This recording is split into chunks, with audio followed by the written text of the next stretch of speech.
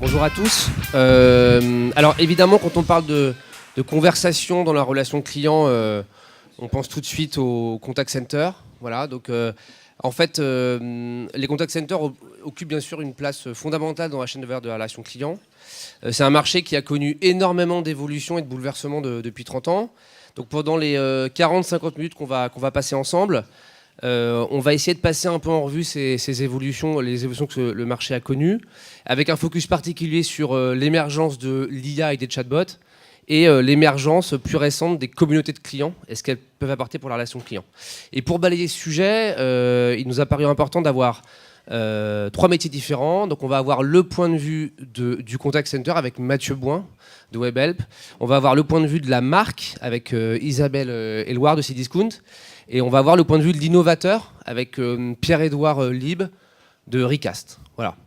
Alors, si on retrace un peu l'histoire du marché de la relation client, Mathieu, est-ce que tu peux nous dire comment ce marché a évolué ? Tu me disais en préparant cette conférence qu'un des gros défis, ça a été passé du métier de call center au contact center. Donc voilà, qu'est-ce que c'est que l'histoire de WebHelp et comment vous avez embrassé ces évolutions du marché ? Oui, merci. Bonjour à tous. Donc effectivement, WebHelp, c'est pas une société qui est née quand les contact centers, les call centers sont nés. Je pense que les call centers, ils sont nés dans les années 80, entre autres avec plusieurs sociétés françaises, dont nos confrères Téléperformance, qui étaient à la genèse de ces métiers, du télémarketing et vraiment du call center. Probablement une première période de 1980 quasiment à 2000, où c'était vu comme vraiment de la outsourcing, du débordement de flux, de la prise en charge de flux, vente ou service client, mais vraiment au cas par cas, avec une recherche de flexibilité, de coûts principalement. Et puis depuis 2000 jusqu'à 2010, on a vu une deuxième période où finalement on est passé effectivement du call center au contact center avec la vision multicanal, l'émergence de plusieurs métiers différents qui se sont créés avec tout le parcours client qui a fini par être parfois externalisé tout ou partie. Et puis on en parlait tout à l'heure avec Isabelle, de plus en plus de KPI qui ont été mis en place par les marques pour essayer quelque part de mesurer l'équilibre entre la qualité, la quantité, le prix. On a vu émerger de plus en plus de critères de type NPS, FCR, Once and Done, très liés à ce métier-là, mais on restait quand même dans une posture d'outsourcer. Ce qu'on voit quand même émerger depuis 2010, c'est qu'on passe vraiment quasiment dans une notion de, on va dire, de CX Center, Customer Experience Center, où là finalement on est beaucoup plus dans un travail collaboratif avec les marques pour définir une stratégie d'expérience client, mettre en place les moyens pour exécuter la stratégie.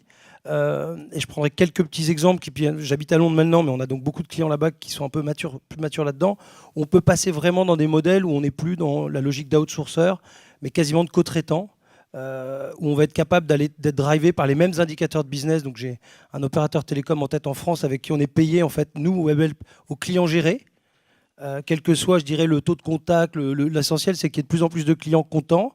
Et nous, si on a des clients contents, on est mieux payé. Et si la marque en question a plus de clients contents, elle est contente. Donc on réaligne en fait tous les intérêts.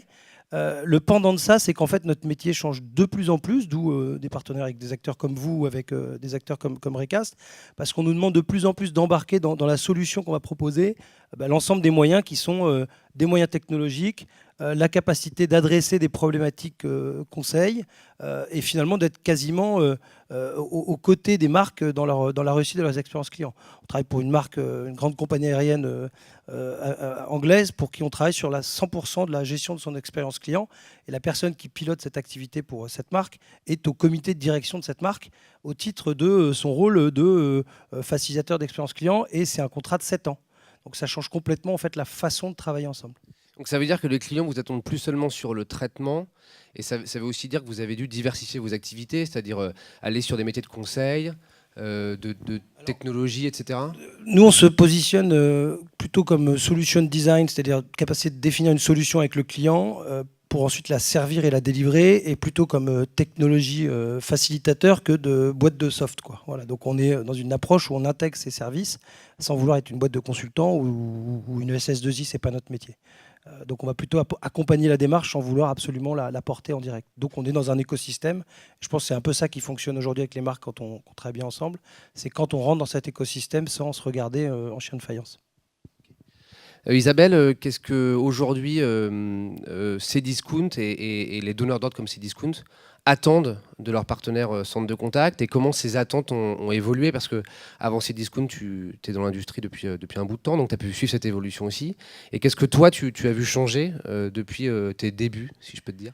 Alors oui, bonjour à tous. Déjà, effectivement, j'ai vécu, je pense, la préhistoire de la relation client, puisque moi, j'ai commencé un peu par hasard, après une expérience un peu standard de commerce et de marketing, et je suis tombée chez Hertz avec un directeur commercial qui était un peu visionnaire et qui dit bah, on va arrêter de demander à nos commerciaux de faire du porte-à-porte, ça n'a juste pas de sens, et on va essayer d'appeler les clients et de détecter les besoins. Et j'ai commencé effectivement en faisant un appel d'offres et en prenant 10 téléconseillers pour faire de la téléprospection, de façon à proposer du lead à nos commerciaux. Et c'était effectivement avec une filiale téléperformance qui s'appelait Multiligne Conseil pour les plus anciens.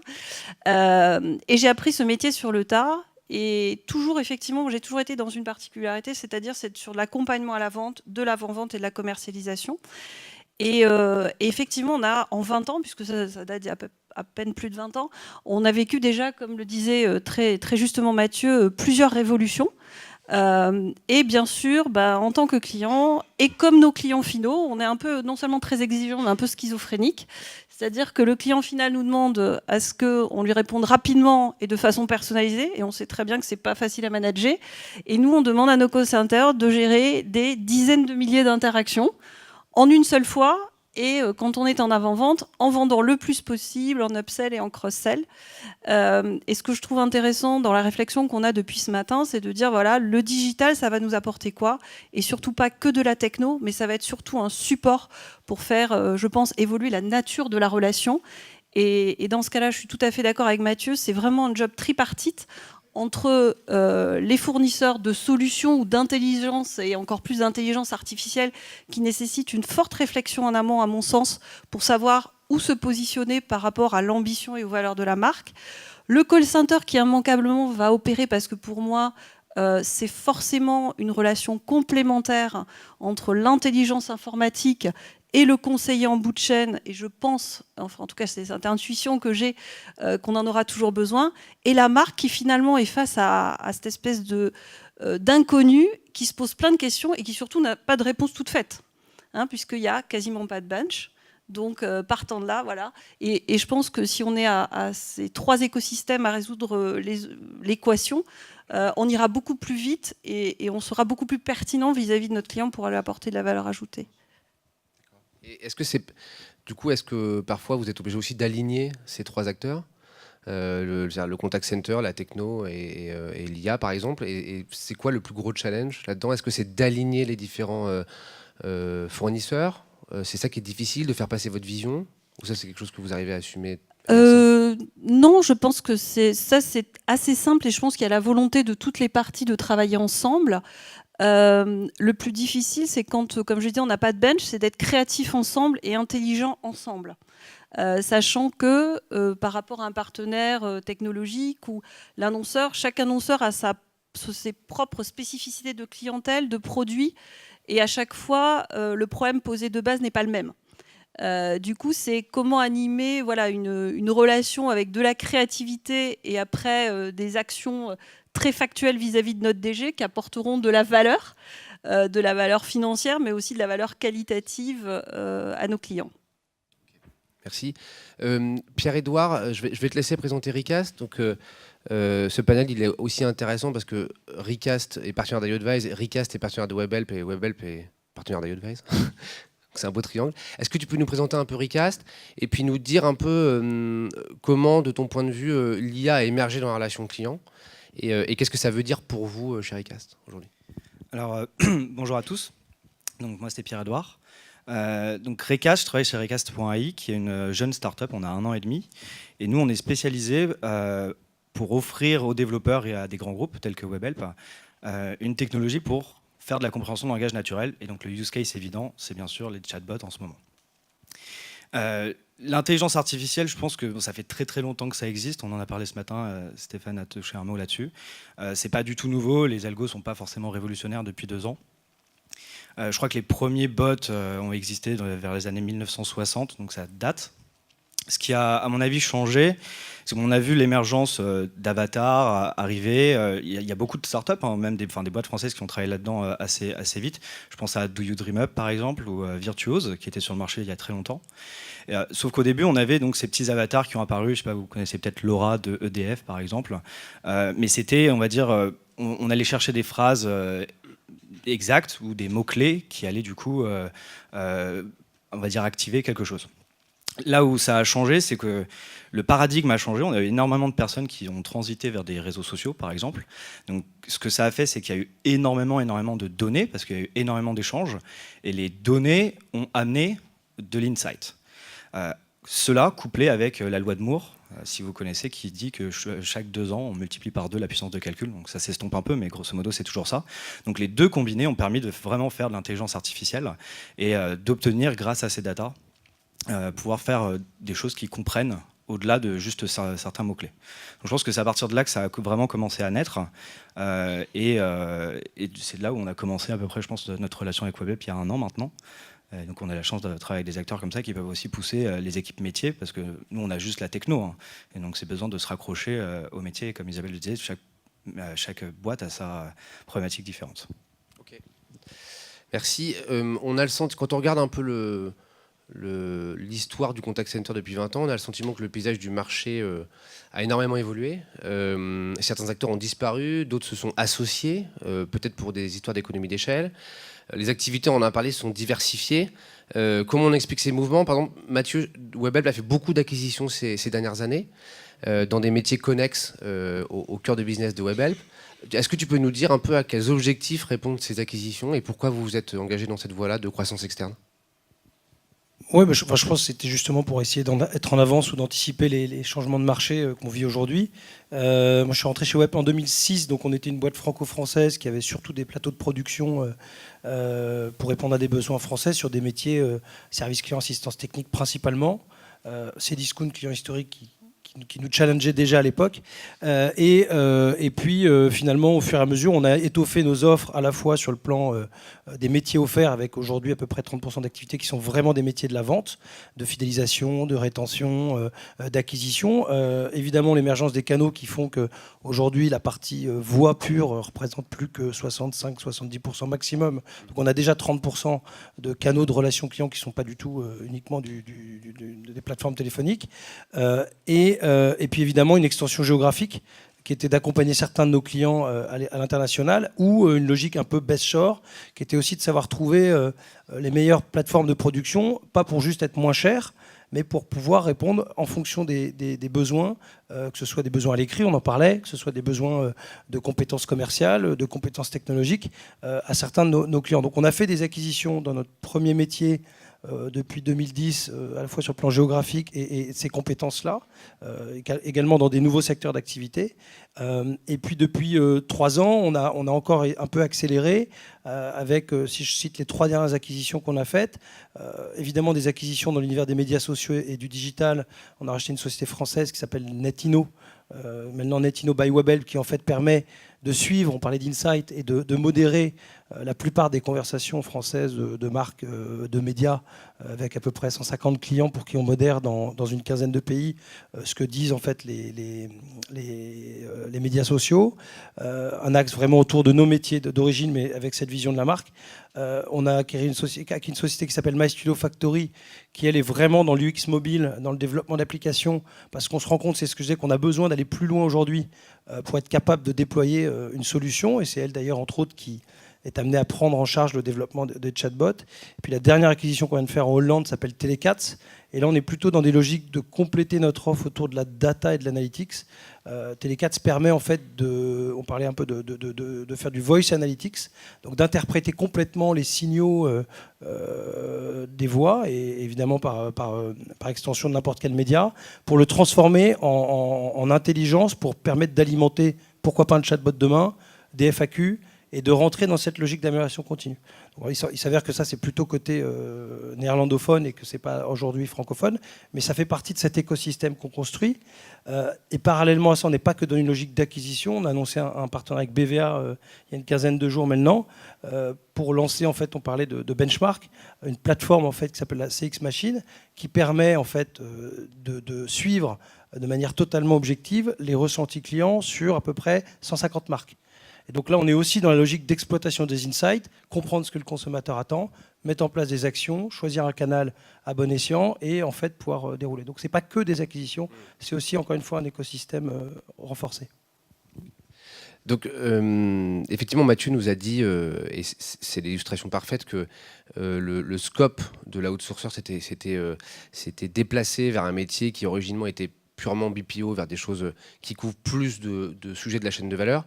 Isabelle, chez Cdiscount et aussi dans tes autres expériences, comment toi tu as vécu ces évolutions et qu'est-ce que tu demandes aujourd'hui à un partenaire comme Webhelp que tu ne pouvais pas demander il y a 10 ans, par exemple? Justement, on en revient à ce que je disais tout à l'heure, c'est-à-dire une réflexion, la capacité aussi à nous aider sur les futures innovations et à nous proposer des services, soit des services additionnels, soit de l'amélioration de la qualité de la prestation, donc souvent aidés effectivement par des machines ou par l'intelligence artificielle dans la qualité de notre relation client, sachant qu'à la base, nous, ne serait-ce qu'en avant-vente, on a à peu près 8% des commandes qui sont passées sur le site qui ne se passent pas 100% online, ce qui est énorme. On pensait que cette activité, au fur et à mesure des années, allait décliner. Pas du tout. Le client a beau être de plus en plus acculturé au web, notre navigation de plus en plus fluide, nos orders de plus en plus courts. On en a parlé ce matin, c'est quand même pas totalement naturel. Parfois, il recherche de l'info qui n'est pas lisible très rapidement. Et du coup, c'est, mine de rien, en plus avec la multiplication des canaux à disposition, une augmentation croissante des interactions qu'on a avec le client d'accompagnement à la vente étant notre core business. Du coup, c'est vraiment un écosystème pour nous crucial de pouvoir soutenir cette vente, aider le client, être au plus proche de l'évolution de ses besoins et de les comprendre, de façon à toujours apporter la bonne réponse, former les collaborateurs et demain s'appuyer sur des bots. C'est ce qu'on envisage de faire et de démarrer la réflexion justement à l'été sur ce sujet pour être encore plus pertinent, puisque les questions qu'on a, notamment sur les produits, sont de plus en plus pointues. Pierre-Edouard, il y a beaucoup de start-up et d'acteurs qui émergent autour des sujets de l'intelligence artificielle et des chatbots, évidemment. C'est un sujet qui est assez booming. Quand on est une petite structure, comme iAdvice a pu être et Recast est aujourd'hui, comment on fait pour jouer un rôle dans ces évolutions de grands clients, de grands donneurs d'ordre et est-ce que votre posture de start-up est un facilitateur parce que vous êtes vu comme quelque part une posture très agile, très innovante, ou est-ce qu'au contraire, votre taille est parfois une problématique pour attirer les yeux sur ce que vous faites? Alors, je pense que ça peut être problématique. Et c'est normal, on est petit, on manque de visibilité. Après, on est jeune, donc il faut aussi prouver sa robustesse quand on veut travailler avec des grands groupes, et ça c'est complètement normal. D'où le fait que je pense qu'il est nécessaire de s'allier avec des grands groupes comme Webhelp, qui peuvent accélérer le développement de votre startup, autant en ouvrant le portefeuille, qu'en apportant, on va dire, la logique business, métier et la réalité du marché. Parce que c'est très... Portefeuille client. Non, bien sûr, portefeuille client, exactement. Je corrige. Non, portefeuille client. Oui, c'est déjà pas mal, c'est déjà beaucoup en effet, parce qu'on n'a pas forcément le numéro, je sais pas, des DSI de toutes les plus grandes entreprises en France. Donc ça, c'est le premier point. Le deuxième, c'est que quand on est une start-up, on est très dans le futur. Et donc, c'est à un moment, on est petit, on ne fait pas le marché. Donc il faut arriver à se raccrocher à cette réalité. Et on a besoin de parfois quelqu'un qui va juste vous taper sur l'épaule en disant « Attends, ça c'est dans 2 ans. Là, on va déjà faire ça. Et quand on aura fait ça, on fera la next step. » Donc c'est bien parce qu'en effet, on apporte de l'agilité. Bon, c'est le mot facile, mais c'est vrai, une startup, ça va très, très, très, très, très vite comparé à un grand groupe. Mais il ne faut pas aller trop vite. Et donc on a besoin de ça. Donc je pense que c'est gagnant dans les deux sens parce qu'on a un peu une sorte d'avant-poste technologique de boîte de pétri, on fait le test, on avance, on regarde, on voit si ça marche. Mais à côté de ça, c'est pas ça qui fait vivre. À la fin de la journée, il faut quand même avoir un salaire pour tous les éléments qui sont dans la startup et survivre. C'est un peu comme ce que tu disais, Mathieu, sur l'équilibre entre être dans le coup d'après pour les clients, c'est-à-dire leur ramener des insights et leur projeter une vision, mais aussi gérer le day-to-day. Ça, c'est un grand écart qui est peut-être un peu compliqué. Tu le vis aussi, toi, chez Webhelp, Mathieu ? Nous en particulier, parce qu'on est quand même dans l'exécution opérationnelle avant tout le reste, et j'en parlais un peu, c'est la pyramide de Maslow. Les marques avec qui on travaille nous attendent d'abord sur le quotidien et la capacité à améliorer le service, à essayer d'être quand même dans l'accompagnement, mais malgré tout, on reste un partenaire. Et après, elles attendent effectivement de notre part cette partie valeur ajoutée conseil sur ce qu'on maîtrise nous. Et de plus en plus, on en parlait au déjeuner, on voit des pôles expérience client qui se créent dans les entreprises ou qui parfois viennent de la qualité, mais qui sont vraiment dans la mesure de performance, qui deviennent des très bons partenaires pour nous pour rentrer en fait, dans une deuxième niveau de discussion. C'est OK, on a réduit les coûts, on a optimisé, etc. Maintenant, est-ce qu'on ne peut pas se rapprocher plus des sujets clients et voir comment on peut l'améliorer. Après, effectivement, il y a l'autre axe sur lequel nous, on se focalise, qui est effectivement d'apporter aussi cette logique d'anticipation. Donc on a, avec la taille de Webhelp, pu monter une structure de R&D qui travaille d'ailleurs au départ, qui a travaillé avec des acteurs tels que vous et Recast. On a été partie prenante de Viva Technologies l'année dernière, parce que c'est là aussi que les clients nous attendent, en disant on attend de votre part justement de penser au coup d'après. Alors c'est vraiment la partie haute de la pyramide, et le tout est d'en arriver à ce que le haut et le bas parlent, parce que souvent, comme tu disais, même dans les entreprises, ils ne se parlent pas beaucoup entre eux. Il y a la stratégie là-haut, il y a l'innovation, il y a les études, et puis en bas, il y a des gens qui sont au quotidien. Et donc, il faut arriver à rapprocher ces deux mondes-là avec une informatique derrière qui a tendance à souffrir de cette dispersion. C'est-à-dire que même chez les clients, il y a parfois un manque d'alignement, nous on le vit aussi. Et c'est aussi parfois le rôle des fournisseurs et des partenaires de faire cet alignement. Je ne sais pas, Isabelle, vous le vivez aussi chez Cdiscount, c'est-à-dire l'alignement entre parfois des DSI et des métiers. C'est toujours un petit peu compliqué. Comment on facilite cette collaboration ? Oui, et je dirais même, nous, au sein des métiers opérationnels de la relation client, nous, on est des structures hiérarchiques assez courtes. Donc l'innovation de la relation client, de la vente à distance, est portée par le même service et à peu près les mêmes personnes que ceux qui font la prod. Donc le matin, on arrive au bureau, on regarde si la QS de la veille de Webhelp, en l'occurrence, était bonne, si le taux de réitération n'a pas dérapé, si les ventes et le taux de concrète étaient au rendez-vous. Et l'heure suivante, on se dit, bon alors, qu'est-ce que je vais faire dans 3 ans ? Autant dire que c'est compliqué, parce que s'il y a le moins de dérapage opérationnel, c'est forcément au détriment de la réflexion sur l'innovation. Ça, c'est le premier point.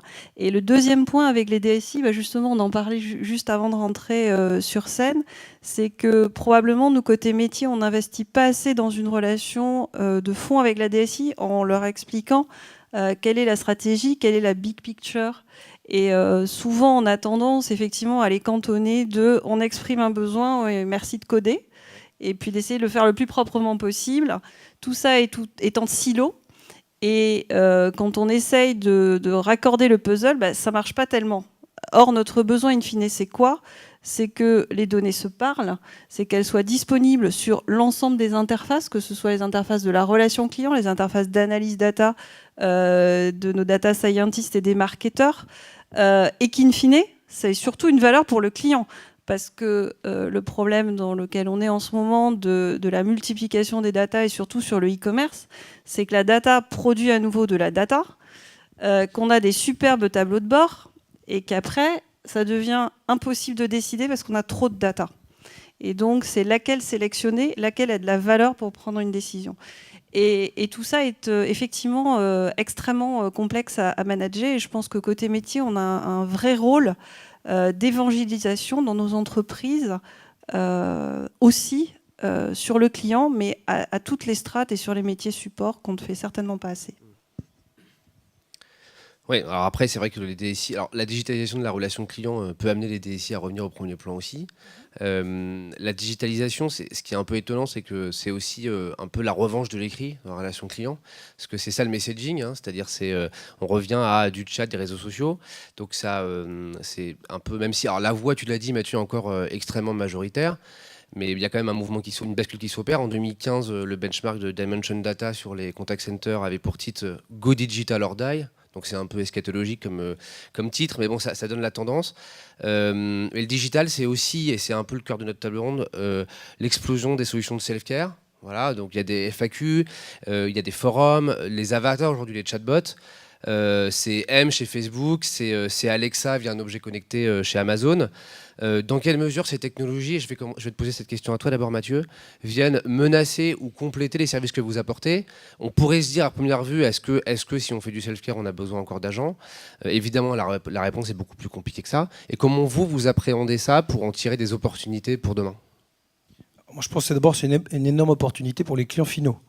Parce qu'effectivement, tu l'as dit toi-même, on était dans des mondes en silo, la voix, pas la voix, l'écrit un peu rigide parfois. À l'époque, on devait faire des mails types ou des réponses types. Et je pense que la notion de conversation porte très bien son nom parce que la conversation digitale est à l'écrit, mais elle impose un savoir-faire qui vient plutôt du savoir-faire très humain que représentait la voix. Donc c'est vrai que pour nous, ça c'est aussi une grande transformation parce que, y compris sur le plan humain, RH, gestion de la qualité, ça impose de se mettre à niveau.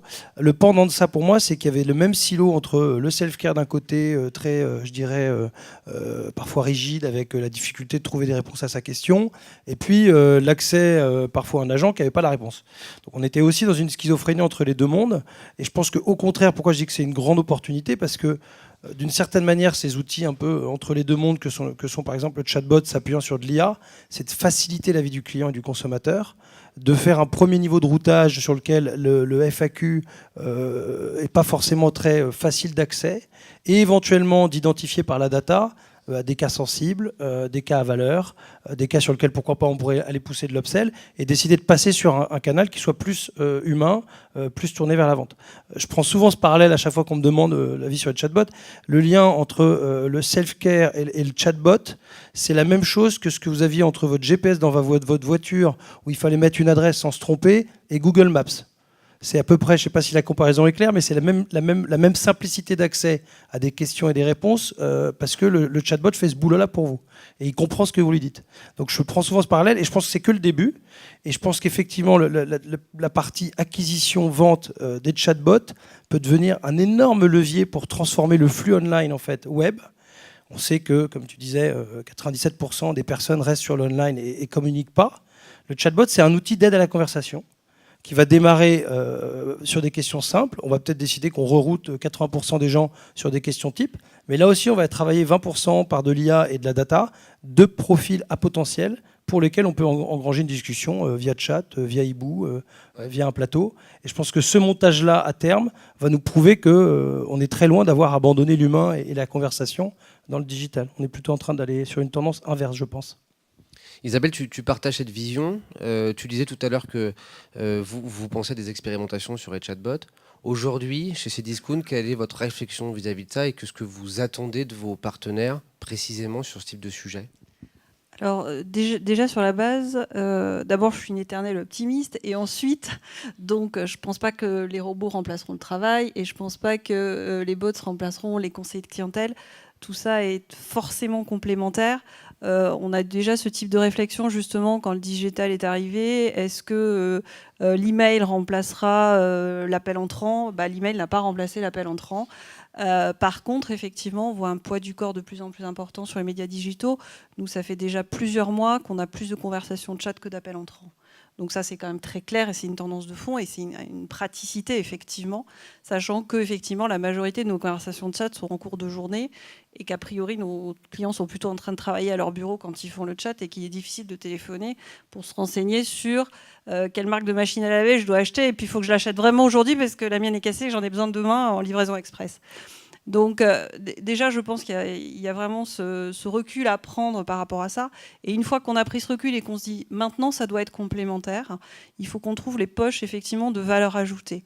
Aujourd'hui, dans les call centers, on a beaucoup de conseillers qui répondent notamment via, par exemple, les réponses iAdvise que l'on travaille effectivement avec nos prestataires, mais qui appuient sur un bouton pour envoyer la réponse type. C'est un peu dommage.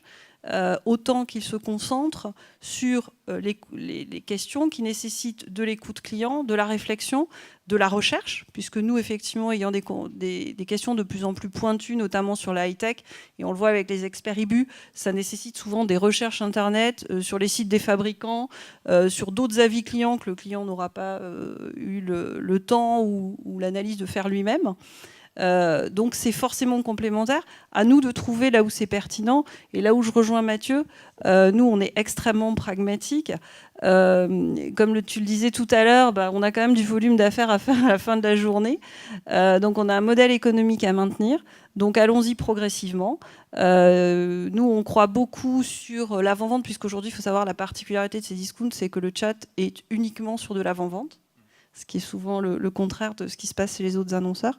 Faisons des clôtures d'appel avec de la vente additionnelle de produits complémentaires, de promotion de services intelligents par rapport à toute la conversation qu'on a eue avec le client sur l'univers sur lequel il est allé ou le produit sur lequel il est allé, puisque là on peut être beaucoup plus fin, ce qui est très complexe à maîtriser pour un conseiller de clientèle.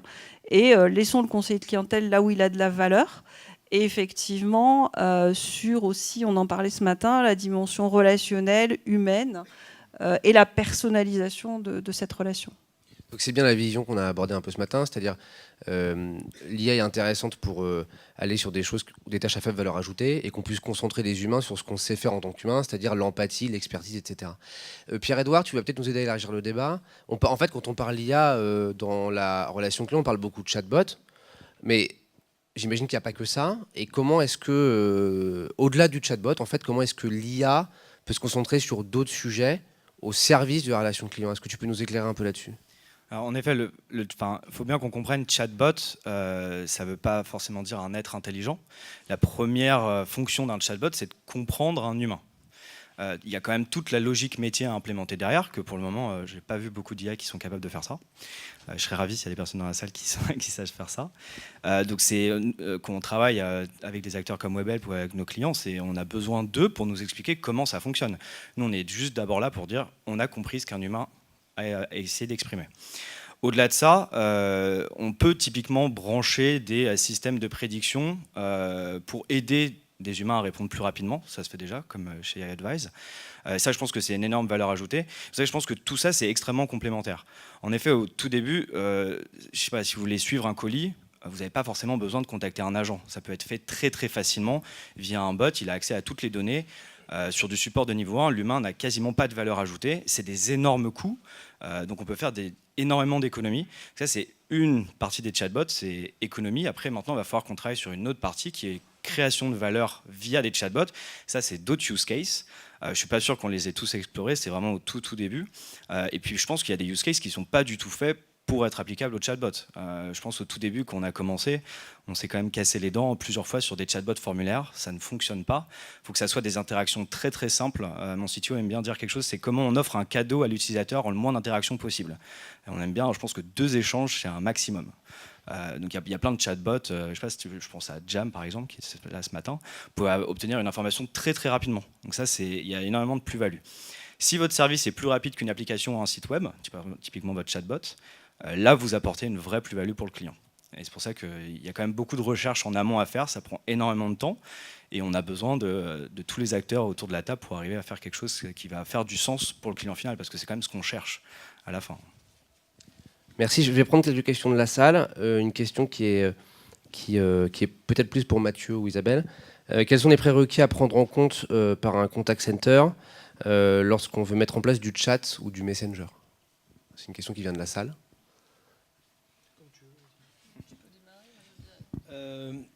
On en parlait un peu, la complexité parfois des marques, enfin, je ne sais pas s'il y a une question précise derrière cette question, c'est qu'elles lancent un projet effectivement sans lui donner un environnement. Donc on parle beaucoup de développement agile, mais souvent c'est développement agile sur un projet donné, on n'a pas d'agilité globale. Donc je pense que la première étape, c'est effectivement de se fixer une ambition sur qu'est-ce que je cherche à faire, pourquoi je le fais, comment je vais mesurer la performance. On en a parlé tout à l'heure, c'est souvent oublié. Donc on lance un projet en disant ça va coûter moins cher, mais on n'est pas capable de mesurer ça va coûter moins cher. On lance un projet en disant ça va rapporter de l'argent, mais on n'a pas donné les conditions nécessaires pour que ça rapporte de l'argent. Donc il y a un vrai travail en amont de plan projet, classique pour se donner une ambition, une mesure de la performance, une organisation derrière pour la mettre en place, des process métiers. On en parlait sur les chatbots, c'est une vraie partie non visible de l'iceberg, mais c'est très, très lourd à porter. Ça, c'est la première étape. Après, il y a effectivement une deuxième étape, c'est de travailler ensemble sur la partie formation RH, parce qu'on parle quand même parfois de profils qui peuvent être un peu différents. Je pense que le sujet de IBU, c'est justement qu'on peut aller chercher d'autres types d'expertise, mais on ne va pas faire de la même façon de la vente d'une autre. Enfin, nous, on vend des voitures au téléphone et par chat. C'est pas pareil que de vendre un produit financier. Donc, il y a tout un travail de réflexion à mener sur est-ce que c'est possible. Ben, moi, je peux vous répondre typiquement, on ne vend pas de voitures par chat. C'est pas possible. Il faut vendre des voitures pour vendre des voitures. À un moment donné, il faut passer dans une conversation téléphonique. En revanche, le chat a été mis en place stratégiquement comme un outil de lead management pour récupérer du trafic Internet, l'amener dans le chat et l'amener à une conversation téléphonique qui déclenche une vente. Voilà. C'est là qu'il faut se mettre en situation en fait, de réfléchir à votre modèle opératoire pour arriver à l'objectif final. Et ce n'est pas la même chose selon qu'on soit dans les télécoms, dans l'assurance, dans le e-commerce, sur des produits de grande conso, etc. Donc qu'est-ce qu'on veut faire et est-ce que le canal est adapté à ce qu'on veut faire en fait ? Comment on va le mesurer ? Ouais. Ça me paraît un point clé, la partie mesure. Et parfois, effectivement, est-ce qu'il y a des typologies de clients qui se prêtent plus à ça qu'à d'autres, parce que je pense qu'il faut aussi accepter qu'on va de plus en plus router intelligemment en fait, les canaux proposés par rapport à un contexte client, d'où la notion de data. Ok, je voudrais qu'on... Oui, Isabelle, tu as un apport là-dessus ? Moi, effectivement, pour compléter, je dirais qu'il faut partir d'une ambition, pas simplement se dire je veux le faire parce que mon concurrent le fait ou parce que c'est la mode de le faire, et une ambition avant tout pour son client. Ensuite, je pense qu'il faut que ça soit des réflexions quand c'est du chat, mais plus largement du digital, qui soit aussi porté au niveau de la DG, parce que ça peut être des choses assez lourdes à mettre en place, notamment, j'imagine, sur les bots. Donc, à un moment donné, il faut mobiliser des ressources en interne, il ne faut pas s'essouffler pour arriver à un résultat. Et puis à terme, effectivement, dans le déroulé, ne pas mettre simplement une ambition économique ok, je veux faire du chat, je fais un appel d'offres, et puis l'objectif c'est que ça me coûte moins cher qu'un appel entrant, facialement, mais aussi aller chercher de la valeur dans la multiplication des contacts avec le client, dont on a très clairement démontré que ça génère de la fidélisation, ça augmente le trafic sur le site, l'habitude à y aller, à consommer, et donc in fine la fréquence d'achat. Donc regardez aussi le modèle dans son ensemble, et c'est vrai que quand on est des directions clients qui sont souvent drivées par du ROI très court terme, c'est pas toujours facile à faire accepter. Et pour ça, je pense que quand on a la chance d'avoir des équipes marketing, il faut vraiment les embarquer avec soi dans la réflexion pour travailler aussi toute cette perspective de stratégie de fidélisation client qu'il y a aussi derrière le digital et la multiplication des contacts. Merci de vos apports. Je voudrais qu'on zoome un peu sur l'autre sujet de notre conversation, qui est les communautés de clients, en fait. Donc, en fait, depuis quelques années, on voit vraiment apparaître ce qu'on appelle le peer-to-peer CRM. Donc, ça prend des formes diverses et variées. Hein. Ça prend des formes de forums, des gens qui notent des produits. En fait, on se rend compte et on le vit au quotidien quand on veut acheter un produit, notamment un produit engageant. On cherche l'avis de ses pairs. C'est un peu dans cet esprit que Yodvise a lancé IBU et qui est un service qui permet à des experts de venir chatter pour des marques, pour leur expertise, pour leur passion. Comment vous voyez ce type de service ? Je vais commencer par Isabelle. Isabelle, chez Cdiscount, vous utilisez IBU. Donc vous utilisez des experts sur des verticaux particuliers qui vont venir chatter avec des clients. Qu'est-ce que ça vous apporte ? Pourquoi vous l'avez fait ? Et quel type de résultats ? Et en quoi c'est complémentaire ? En quoi, par exemple, ça vous permet de répondre à certaines problématiques qui n'avaient peut-être pas de solution en tant que telle avant pour ça ? Alors effectivement, on a démarré IBU en novembre. Donc là, on est à pas loin de 6 mois d'expérimentation. Comment on est arrivé à ça ? Simplement une proposition d'iAdvise. C'est-à-dire qu'on se voit très régulièrement et vous avez une roadmap qui est assez riche. Et là, vous êtes aussi arrivé avec une proposition un peu disruptive par rapport à simplement des nouveaux canaux, des nouvelles technos qui sont déjà très bien, mais voilà. Et on s'est tout de suite dit, ça peut être une excellente opportunité. Et tout de suite, on s'est projeté dans qu'est-ce que ça pourrait apporter à nos clients. Et on s'est dit, il y a forcément aujourd'hui 2 axes sur lesquels les conseillers, qui soient en France, à l'étranger, ou même nous, si on devait répondre, compte tenu du fait qu'on a aujourd'hui plus de 250 000 références, on arrive aux limites de la capacité humaine à tester et à répondre en transverse à des questions de plus en plus pointues. Et donc, on va travailler donc sur deux axes qui sont la high-tech, parce qu'on a des questions très techniques, finalement, sur des produits notamment haut de gamme. Et on va travailler sur tout ce qui est un peu affinitaire. On en parlait tout à l'heure avec Simon. Donc, les jeux vidéo, la maison déco, la puériculture, où là, par-delà le conseil technique, on a besoin d'avoir quelqu'un qui est un peu son miroir et qui va dire moi, j'ai ça, je m'en sers comme ça, c'est sympa, telle console plutôt pour des enfants parce qu'il y a tel type de jeu et autres. Donc on a travaillé sur ces deux ambitions-là, ces deux souhaits-là, et du coup on a très rapidement défini effectivement des univers. On est parti sur la high-tech, sur l'informatique, sur l'affinitaire un peu plus sur le jeu vidéo. Et on a commencé comme ça ensemble en novembre. Aujourd'hui, on est à 45 experts actifs. On doit être à 6 ou 7 rayons et univers ouverts. Il y en a qui ont démarré tout de suite. Il y en a d'autres, c'est un petit peu plus dur de trouver des experts à fidéliser dans le temps. Mais globalement, l'expérience est extrêmement positive. IBU prend aujourd'hui à peu près 10 à 12% des contacts chat avant-vente chez Cdiscount. Qui représente aujourd'hui à peu près 50% de nos contacts avant-vente. Donc ça fait des milliers de contacts qui sont traités par vos experts. Aujourd'hui, en moyenne, on a 4 à 5 points de satisfaction additionnelle et des taux de conversion qui sont similaires, voire supérieurs sur les produits haut de gamme à ce que peuvent faire les conseillers. Donc c'est extrêmement complémentaire. Et au-delà de l'affinité, aussi j'imagine que l'affinité amène aussi le fait d'être conseillé par le même langage qu'un client, parce qu'il se retrouve. Est-ce que ça vous permet par exemple de couvrir des plages horaires qui n'étaient pas couvertes avant? Est-ce que ça vous permet d'étendre les capacités de réponse au-delà de la simple expertise, ou chez vous c'était pas un sujet?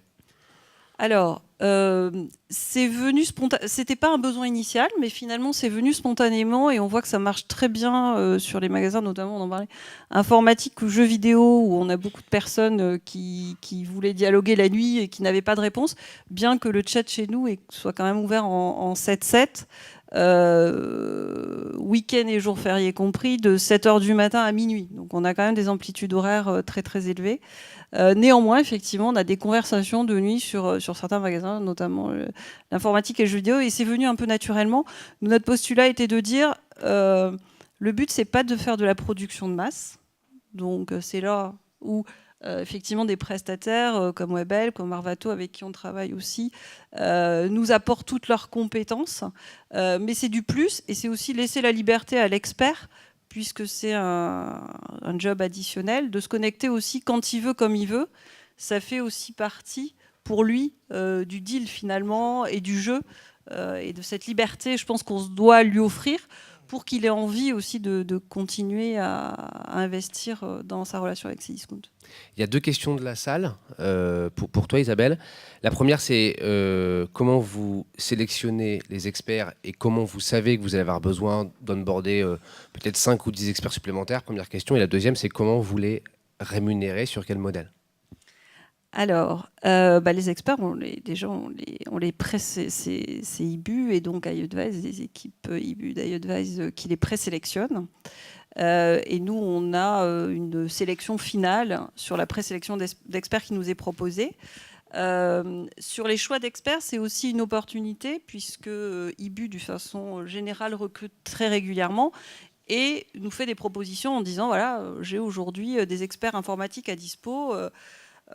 Est-ce que c'est susceptible de vous intéresser et d'augmenter la partie, sachant que nous, ensuite, on monitore sur les règles de ciblage sur lesquelles sont positionnés les experts, les codes-parts qu'ils prennent, et on voit s'il y a de la capacité de flux à prendre en plus. D'accord, je vais compléter la réponse d'Isabelle. En fait, les experts IBU sont sélectionnés, on fait des campagnes de recrutement, par exemple sur Facebook ou parfois sur les sites web de nos clients via des landing pages. Ensuite, ils passent des tests, ces experts, des textes sur leur connaissance du produit et des textes aussi sur leur capacité à être des bons chatteurs. Et ensuite, effectivement, on propose un pool à nos clients qui les choisissent.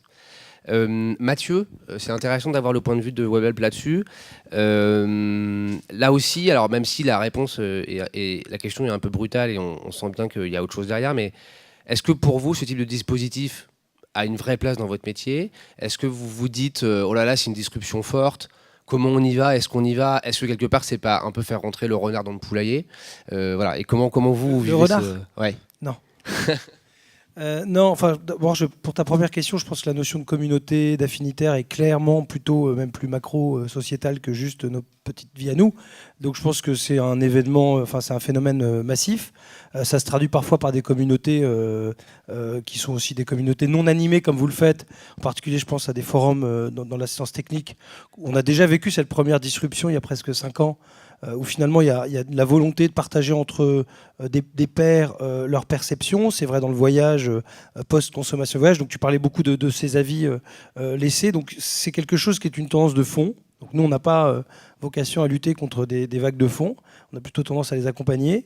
Et sur cette partie que tu décris spécifiquement, c'est la même chose pour moi. Si ça répond mieux à une demande client finale et vis-à-vis du donneur d'ordre, donc de la marque, je dirais, ça permet d'améliorer l'ambition à la fois sur le plan économique et du service. C'est notre rôle de savoir l'intégrer dans notre dispositif, comme on le fait avec plein d'autres. Donc pour nous, on n'a pas une vision de notre métier qui est ancrée sur le passé, avec la volonté d'avoir le plus possible de personnes sur un plateau de centre d'appel. J'ai envie de te dire, si dans 20 ans, on a 2 fois moins de personnes qui travaillent chez nous, mais qu'on prend une valeur supérieure, ça fera partie de l'évolution de notre métier, comme ça a été le cas dans plein d'autres secteurs. Je crois qu'il ne faut pas lutter contre ça. Et est-ce que tu considères que ce type de dispositif complémentaire pour vous vous permet d'adresser des besoins aujourd'hui qui sont un peu compliqués pour vous? Je pense par exemple à des besoins de traitement de tout petit volume, ou alors des besoins en horaire décalé, ou alors des besoins où il y a beaucoup d'expertise. Est-ce que tu dis, c'est vrai qu'aujourd'hui on a du mal à adresser ça, ou est-ce que tu me dis non, en fait on sait déjà l'adresser et c'est pas pour ça que ce type de dispositif nous intéresse? Enfin, moi, je suis un grand adepte de l'A/B testing. Dans le digital, l'A/B testing, c'est à la mode partout. C'est pas toujours bien fait, mais c'est plutôt pas mal. Et je pense que nous, on devrait appliquer ça à nos métiers de l'expérience client et en permanence de faire de l'A/B testing sur tout ce que tu viens de décrire. Pour moi, il y a quand même au départ une logique couple-produit type de client dans ce que Hibou apporte, c'est ce que tu décrivais, qui est clé pour que ça fonctionne bien et que le modèle économique tourne. Il y a quand même un coût derrière.